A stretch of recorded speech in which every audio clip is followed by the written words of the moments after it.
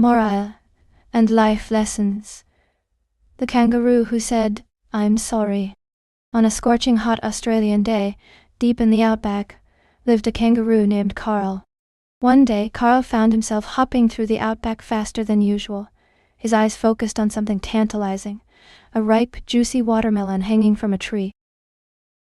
Karl, who was usually quite careful, failed to notice a sly little fox slinking through the shadows.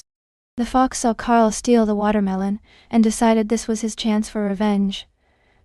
He crept up behind Karl as the kangaroo hopped away. Just as Karl was about to take a bite of his stolen watermelon, he sensed something behind him. Turning around, he saw the cunning fox grinning at him with sharp teeth exposed. Karl realized his mistake and felt a pang of guilt. Karl knew it was wrong to steal, so he decided to make things right. He offered the fox half of his stolen watermelon, hoping to make amends for his mistake. The fox seemed surprised but accepted the offer. And then now for. The two animals sat down together and shared the watermelon, their rivalry replaced by newfound friendship. Karl learned that saying, "I'm sorry," and making things right could heal even the deepest of wounds. From that day on, Karl and the fox lived in peace, even helping each other in times of need. They became symbols of kindness and friendship for all the animals in the Australian outback. When darkness fell over the Australian outback, Karl and the fox would often sit together under the starry sky, their friendship growing stronger each day. They had learned that kindness, honesty, and apologizing when wrong could change everything.